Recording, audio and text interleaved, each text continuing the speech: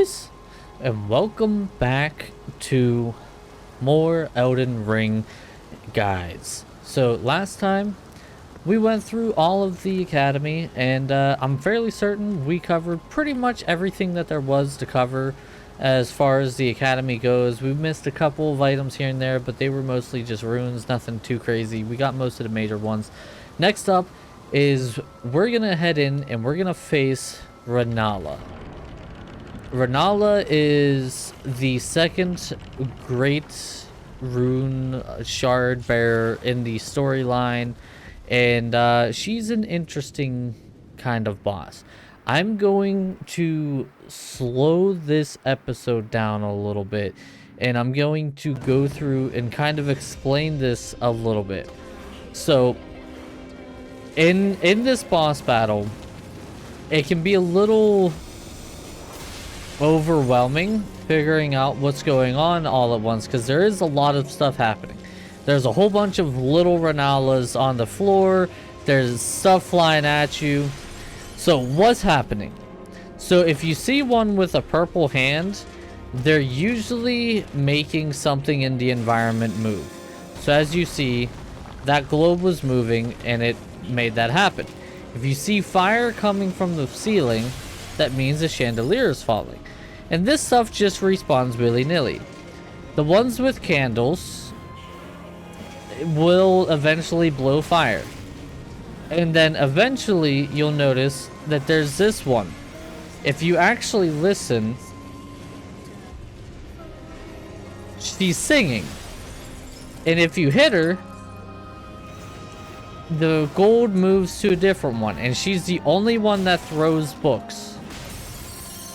And every time you hit her, the big Rennala in the air... Ow, ow, ow, ow. Well, this isn't going well.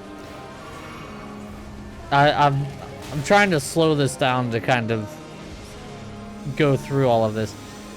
The big Rennala in the air has that. If you take out 3 of them, she eventually just drops. And then you can damage her. You can usually damage her for probably about a stamina bar, about half health, and then you want to get out of there. She can do a pretty good amount of damage, and then it's just started all over. The come sweet things, if you don't drop her in time, she will eventually actually send her little one, like the little hers, to you, and it will deal a massive amount of damage.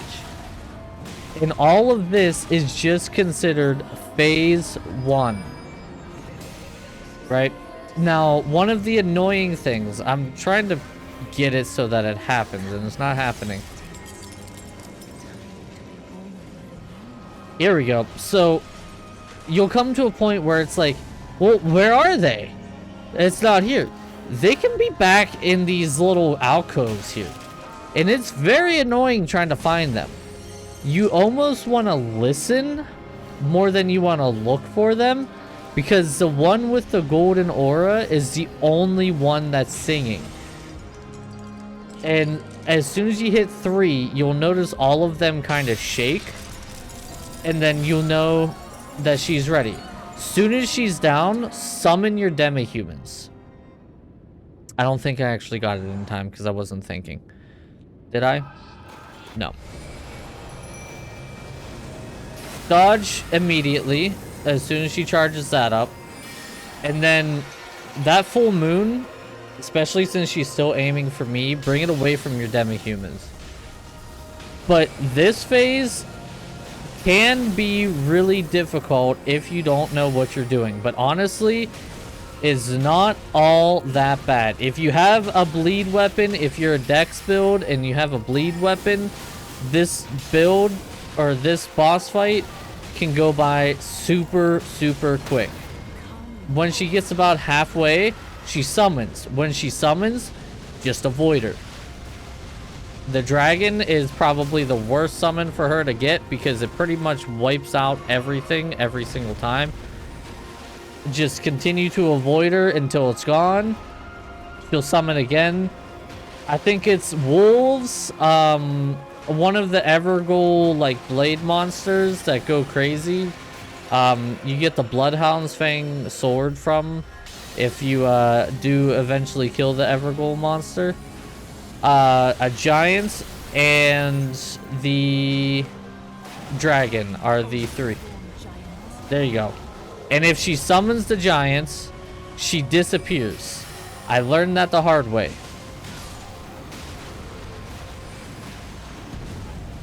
Because whenever I was going to take her on one time, I actually went to finish her off. Oh, and just like that, she's done. I went to go finish her off, and she had one hit. I sliced, but she summoned the giant, and she disappeared, and it didn't hit. And just like that, she's dead. She's a very, very easy boss battle. She's very slow with her attacks once you understand what you're looking for. The demi-humans do a fantastic job. Absolutely fantastic job. So I don't think I feel like I just blew through that fight so quickly that I didn't get to really explain it.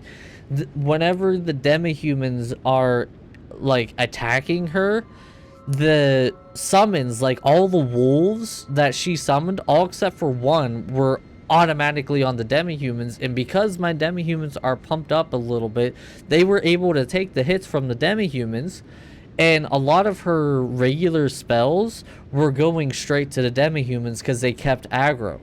And then you can actually riposte her and stagger her, and she does bleed like crazy. So if you have a dex build, I 110% suggest you go in with the Reduvia dagger and you just sit there and spam your skill.